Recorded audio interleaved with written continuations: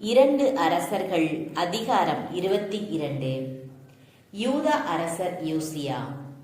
யோசியா அரசனான போது அவருக்கு வயது 8. அவர் 31 ஆண்டுகள் எருசலேமில் ஆட்சி செய்தார். பொட்சத்தை சார்ந்த அதாயாவின் மகள் எதிதா என்பவரே அவருடைய தாய். அவர் ஆண்டவர் திருமுன் நேர்மையுடன் நடந்தார். தம் தந்தை தாவீது நடந்த எல்லா வழிகளிலும் வடப்புறமோ இடப்புறமோ விரலாது அவரும் நடந்தார். திருச்சட்ட நூல் கண்டெடுக்கப்படல். தமது ஆட்சியின் 18ஆம் ஆண்டில் அரசர் யோசியா மெகலாயின் புதல்வன் அட்சலியாவின் மகன் சாப்பான் என்னும் எழுத்தனை ஆண்டவரின் இல்லத்திற்கு அனுப்பி கூறியது: நீ தலைமை கூறு இல்கியாவிடம் சென்று ஆண்டவரின் இல்லத்திற்கென மக்களிடமிருந்து வாயிற் காப்போர் பெற்றுக்கொண்ட எல்லா பணத்தையும் மொத்த கணக்கெடுக்க சொல். அவர்கள் அப்பணத்தை ஆண்டவரின் இல்லத்தில் பழுது பார்க்க நியமிக்கப்பட்ட மேற்பார்வையாளரின் கையில் ஒப்புவிக்கட்டும். அவர்கள் ஆண்டவரின் இல்லத்தை பழுது பார்க்கும் வேலைக்காரர்களுக்கு கொடுக்கட்டும். அதாவது தச்சர்கள், கொத்தர்கள், கட்டட சிற்பிகளுக்கு கொடுக்கட்டும். பெற்றுக்கொள்ளும் பணத்தின் கணக்கை அவர்களிடம் கேட்க வேண்டாம், ஏனெனில் அவர்கள் நம்பிக்கைக்குரியவர்கள். தலைமை குரு இல்கியா எழுத்தன் சாப்பானை நோக்கி, ஆண்டவரின் இல்லத்தில் ஒரு சட்ட நூலை கண்டெடுத்தேன் என்று சொல்லி அந்நூலை சாப்பானிடம் கொடுக்க அவனும் அதை படித்தான். பின் எழுத்தன் சாப்பான் அரசனிடம் வந்து பதில் மொழியாக, அரசே, அடியார்கள் கோவிலில் கிடைத்த பணத்தை சேகரித்து ஆண்டவரின் இல்லத்தில் வேலை செய்வோரின் மேற்பார்வையாளரிடம் கொடுத்து விட்டனர் என்று சொன்னான். மேலும் அவன் அரசரிடம், குரு இல்கியா என்னிடம் ஒரு நூலை கொடுத்துள்ளார் என்று கூறி அரசர் முன்னிலையில் அதை படித்து காட்டினான். அரசர் சட்ட நூலின் வார்த்தைகளை கேட்டதும் தம் ஆடைகளை கிழித்து கொண்டார்.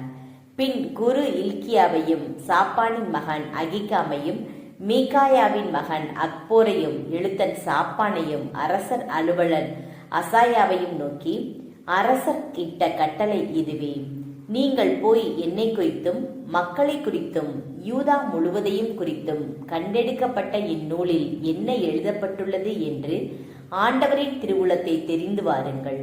ஏனெனில் இந்நூலில் நமக்காக எழுதப்பட்டுள்ளவற்றிற்கு நம் மூதாதையர்கள் செவி கொடுக்கவும் இல்லை, அவற்றின்படி நடக்கவும் இல்லை.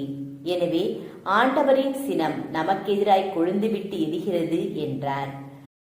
குரு இல்கியாவும் அகிகாமும் அக்போரும் சாப்பானும் அசாயாவும் குல்தா என்ற இறைவாக்கினரிடம் சென்று அவரை கண்டு பேசினர். அவர் எருசலேமில் 2ஆம் தொகுதியைச் சேர்ந்தவர். அர்கசின் புதல்வனான திக்வாவின் மகனும் ஆடையக மேற்பார்வையாளனுமான சல்லூம் என்பவனின் மனைவி.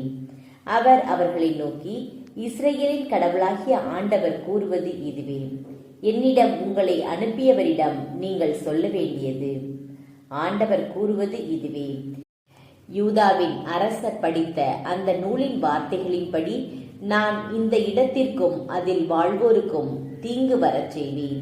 ஏனெனில் அவர்கள் என்னை புறக்கணித்துவிட்டு வேற்று தெய்வங்களுக்கு தூபம் காட்டினர். அவர்கள் தங்கள் கைவினையால் ஆன சிலைகள் அனைத்தாலும் எனக்கு சினமூட்டினர். எனவே இவ்விடத்தின் மேல் கொண்ட என் சினம் கனன்று எரியும், அதை தணிக்க இயலாது.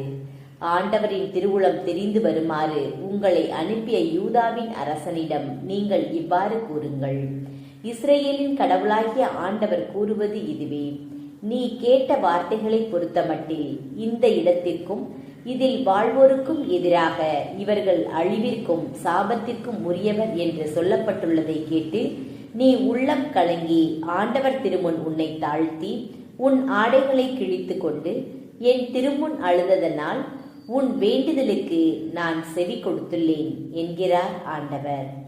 ஆதலால் இவ்விடத்தின் மேல் நான் வருவிக்க இருக்கும் தீமையெல்லாம் உன் கண்ணால் காணாதபடி உன்னை உன் மூதாதையர் இருக்கும் இடத்தில் கொண்டு சேர்ப்பேன். நீ மன அமைதியுடன் உன் கல்லறைக்கு செல்வாய் என்றார்.